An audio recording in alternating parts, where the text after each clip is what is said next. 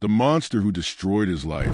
Arman came back to finish it, but something ancient was already. His name was Arman, a wanderer, a survivor, a man with nothing left to lose. His cloak flapped violently behind him as he stared into the abyss ahead, a massive stone ruin half swallowed by the earth. The villagers had warned him, do not go there. The serpent still lives, and the wolf hunts at night. Arman had heard worse. He adjusted the grip on his sword and stepped forward. The ruins of Nithra. The air changed the moment he crossed the boundary. It became thick, heavy, alive. The ruins of Nithra were not just abandoned. They were watching. Ancient pillars, cracked and leading, formed a path into darkness. Strange markings glowed faintly across the stone, pulsing like a heartbeat. Arman moved cautiously. Then, a sound, a hiss, long, slow, intentional. He froze. From the shadows ahead, something moved, not walked, slithered. A figure emerged into the dim light. A woman from the waist up, her skin pale like moonlight, her long black hair cascading over her shoulders. But below, a massive serpent's body, coiling, shimmering with emerald scales. Her golden eyes locked onto his. "You should not be here," she said, her voice smooth but edged with something ancient. Arman didn't raise his sword. "Neither should you," he replied calmly. For a moment, silence stretched between them. Then she smiled, a dangerous smile. "I was born here," she said. "You walked into my world." Naevra, the Serpent Queen. Her name was Naevra. Once human, once. Now something else entirely. Cursed or blessed, depending on who told the story. She circled him slowly, her serpent body gliding effortlessly across the cracked stone. "You are not afraid," she observed. "I've met worse," Arman said. That made her pause. Interest flickered in her eyes. "Worse than me?" she asked. "Not yet," he said. A quiet laugh escaped her lips. "You speak like a man who has already accepted death." Arman's gaze hardened. "Death follows me," he said. "I'm just walking faster." For the first time, Naevra saw something familiar in him. Not fear, not arrogance, pain, before she could respond. A distant howl shattered the silence. Deep, savage, unnatural. Naevra's expression changed instantly. "Too late," she whispered. "The wolf awakens." The ground trembled. Another howl echoed, closer this time. Arman turned toward the sound. "What was that?" he asked. Naevra's voice dropped to a low, dangerous tone. "He's come." "Who?" She didn't answer immediately. Instead, she stared into the darkness beyond the ruins. The one who turned this land into a grave.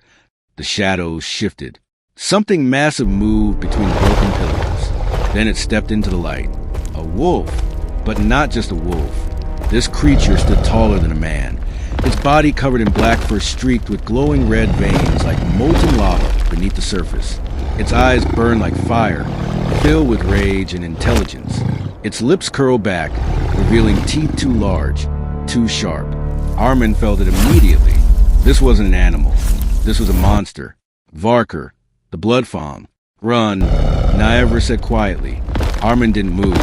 The wolf, Varker, tilted its head, studying him. Then it spoke. Yes, its voice growled, deep and distorted. Another human. Arman's grip tightened on his sword. "You talk," he said. Varker's grin widened. "I do more than that." In a blur of motion, the beast lunged. Arman barely reacted in time. Throwing himself to the side, his claws tore the ground where he had stood. Stone shattered. Dust exploded into the air. Naevra moved instantly, her serpent body whipping forward as she struck at Varker with lightning speed. Her fangs sank into its shoulder, but the wolf didn't even flinch. Instead, it grabbed her mid-body and slammed her into a pillar. The structure collapsed on impact. "Naevra?" Arman shouted. Varker turned toward him, eyes glowing brighter. "Your turn." The first clash. Arman charged, not out of courage, out of necessity. He swung his blade with precision, aiming for the wolf's neck. But Varker was faster. The beast twisted, snapping its jaws inches from Arman's face. The force of its movement sent Arman crashing to the ground. Pain shot through his ribs. Before he could recover, Barker pinned him down. "You are weaker than the last one," the wolf growled. Arman struggled, pushing against a massive weight. "Maybe," he said through gritted teeth, "but I'm still here." Varker raised a claw, then froze. A sharp, piercing scream echoed to the ruins. "Nievra!" She rose from the rubble, her eyes blazing, not gold anymore, but a burning, venomous green. Her entire body glowed faintly, scales shimmering with energy. "You will not take another from me," she screamed. She lunged again, faster than before. This time, her fangs pierced deep into Varker's neck. The wolf roared in fury, throwing Arman aside as it turned its full attention to her. The battle intensified. Claws met scales, fangs met fury, and the ruins of Nithra trembled under their rage. A fragile alliance. Arman forced himself to stand, breathing heavily. He could leave, run, survive, but something stopped him. He looked at Nievra, fighting alone against something unstoppable. Barker roared, unleashing a shockwave of energy that threw both Hold Arman on, and Nievra. Nievra back. When the dust settled, the wolf was gone. Only its echo I remained. can't control the fall. "This is not over." Its voice faded into the distance. Silence returned. A fire crackled faintly in the ruins of Nithra, its light dancing across broken stone and ancient carvings. Arman sat beside it, silent, his sword resting across his knees.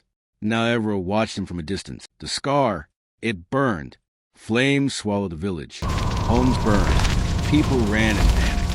And in the middle of it, him, Barker. Back then, he wasn't like this, Arman said. He was smaller, but still strong. "I tried to fight him," Arman said. Varker had toyed with him, knocked him down, pinned him, just like tonight. But instead of killing him, he hesitated. He looked at me, really looked at me, and then he said something. Arman's voice dropped to a whisper. "Not yet." Before Arman listened, pain shot through his arm. He gasped, dropping to one knee. The scar, it burned, brighter than before. Nievra's eyes widened. "It's happening," she said. "What is?" Arman shouted. The world around him shifted, blurred, darkened, and suddenly, he wasn't in the ruins anymore. He was seeing through different eyes, low to the ground, fast, powerful. Arman's face had gone pale. He struggled to speak. "I saw what he sees." Nievra froze. "That's not possible." "It is," Arman said, his voice shaking. He looked at his arm, at the mark, then back at her, terrifying how it echoed. Nievra slowly released it. "That means," she began, "he can find me," Arman finished. Silence. Then Nievra said something even worse. "And you can feel him." Arman nodded.